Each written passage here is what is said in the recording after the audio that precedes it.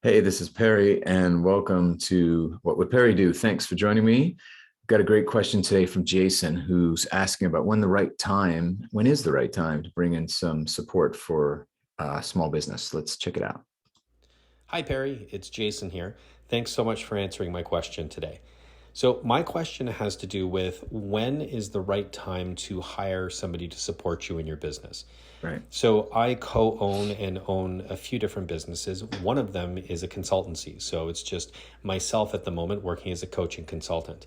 Hmm. And there are a number of things in the business, mostly on the administrative side, that I don't enjoy doing, or quite honestly, I just don't do them well. I know that my time would be much better spent focusing in my zone of genius or on my Yeah, unique talents. But absolutely. right now, I don't have enough work to hire somebody on full time. And I also don't have enough cash flow to really hire somebody who I think would be a stellar candidate. So, my question is, Okay. do I hire somebody who perhaps is only going to be on a part time basis that may not necessarily be as skilled as I'd like them to be, or as experienced as I'd like them to be? Or do I keep slogging through the work myself and wait until I've got the cash flow and enough work that I can bring that person on full time? Hmm. And perhaps there's some other scenarios there or options that I'm not yet identifying. So that's my question. Thanks very much. Okay, cool. All right. Jason, thanks for reaching out. So you've touched on a subject that every entrepreneur, solopreneur, small business owner has to deal with, including myself. And it's, you know, we admin is not fun unless you absolutely love it. If it's not your thing, and as you say, you've got a zone of genius about being a great coach, great consultant, um, or any of these, whatever it is, this is not the fun stuff, and so it does feel like a slog, as you say. Now, first and foremost, I really think you got to ask yourself, what is the actual grind? I mean, you're talking about administrative work. Okay, administrative work, there's a lot of types of it, and a lot of it is repetitive, and a lot of these tasks can be delegated. So, do you actually have to spend time on this? Is it really truly necessary? In other words, can you delegate? And you're talking about, when is the right time to bring somebody in? The right time to bring somebody in is when you have a set of tasks that don't need to be done by you, and it doesn't need to be expensive. So there are certain types of tools, there's things out there that will automate process and automate some of these things and make it easier for you. Calendar operations, right? Letting clients book times that suits them best. I use Calendly for that. There's a number of products out there. They're relatively inexpensive. In fact, they're actually quite cheap. And it's even a benefit for the clients because there's no back and forth for them or I, but also they choose the time that suits them best. I've already blocked all that stuff out. I'm going to assume you're already set up with something like that. Invoicing, financing, again, QuickBooks, FreshBooks, you can use software as a solution to simplify a lot of that process. So, do you need to do it yourself? Invoicing, if you've got it down, and even PayPal will put up invoices and send them out on a regular basis, recurring. So you can use software as a solution to reduce greatly the amount of administration that you're doing in regards to billing. That's for certain as well.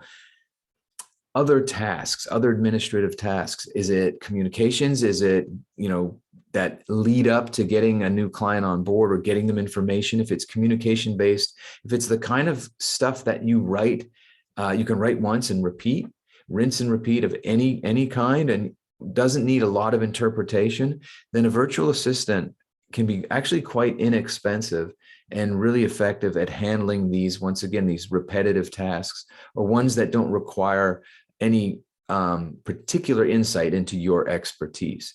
So if you can take the time to set up a system and a series or that kind of thing, and you don't want to automate it with a drip campaign because it's not part of your marketing, but if it is based on a response from your client or potential client or something like that, and then that falls into admin, well, a virtual assistant can handle that at a pretty inexpensive cost. And again, they don't need to be stellar. You don't need to, if they're not writing copy for you, if they're just identifying what the right message is and changing a couple of things, no big deal.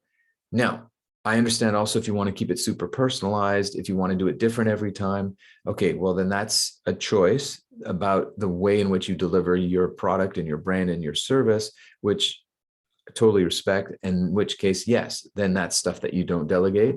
If that feels like a slog, then you might look at how you can repeat that as much as possible. It doesn't have to be a script and an automated script, but it can be taking the time to figure out the 5 most common responses that you write, comparing that, making 2 or 3 excellent versions of it, and just having them quick and ready to go instead of rewriting.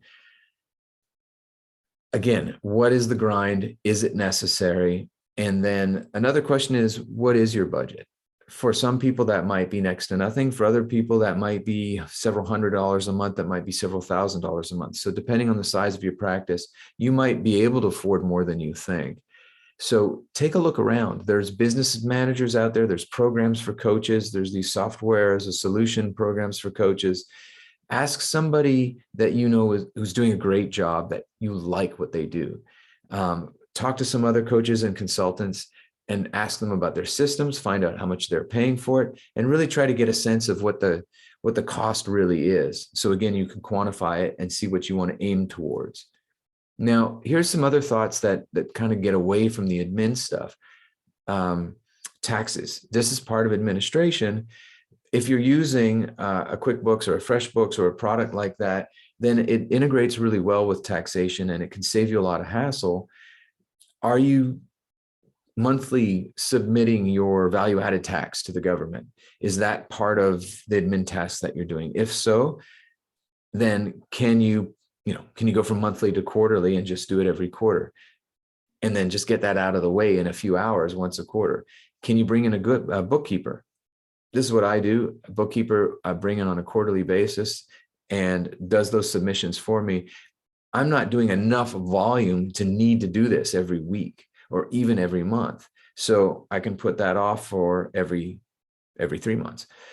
So consider that. If it's a very small business, in some cases, and you're not remitting taxes or anything until the end of the year, whether it's calendar year or whatever year you have, then sometimes this isn't the best advice, but sometimes it's entirely fine to just wait till the end of the year and spend that 1 or 2 days and get it all done then. So finances is another, taxation is another issue. But again, how much is absolutely necessary, and can you put it off a little bit? Can you consolidate it? Now, all of this stuff I want to put into a slightly different context, which is, even if you don't like admin, even if you hate doing that kind of work, there's days where you're going to be better suited for it. And what I mean by that is, we're not in our zone of genius, as you say, all the time. None of us are on all the time. And when we are, we do our best work.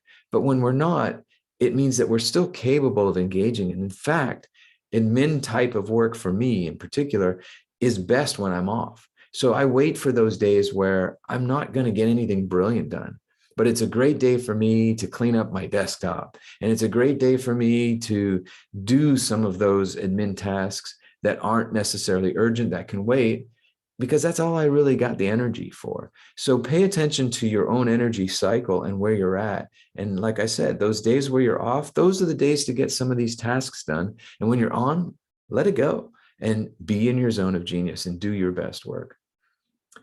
Another thought that I want to share with you, just to kind of wrap up here, is that there are other areas of your business that you might be able to benefit from a certain amount of automation or delegation.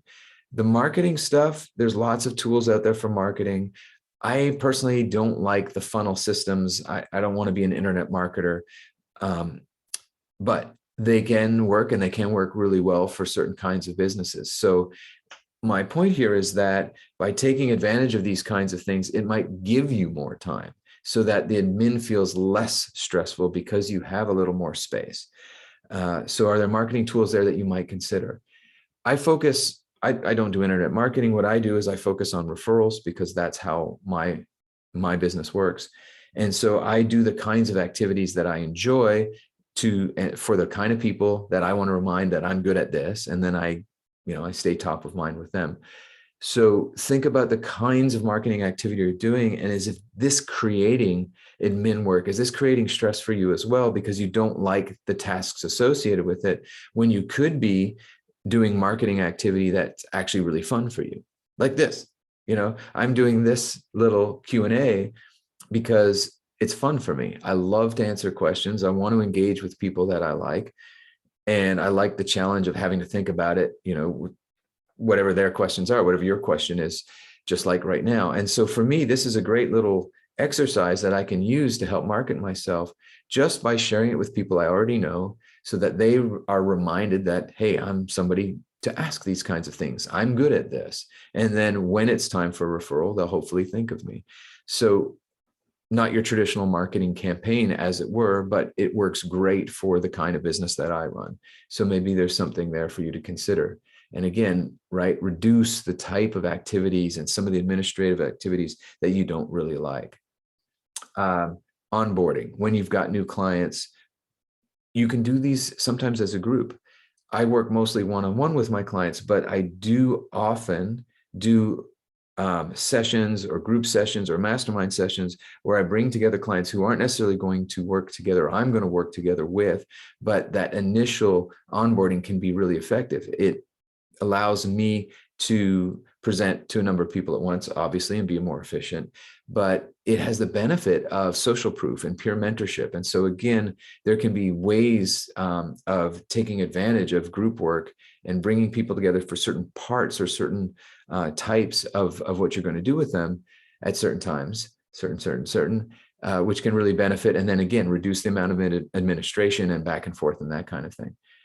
So hopefully this has been somewhat helpful. I want to go back and just like last and first, again, I want to repeat, bookend with how much of this is truly necessary. Can you focus on this when you're not going to be in your zone of genius? And can you consolidate this work with some other things?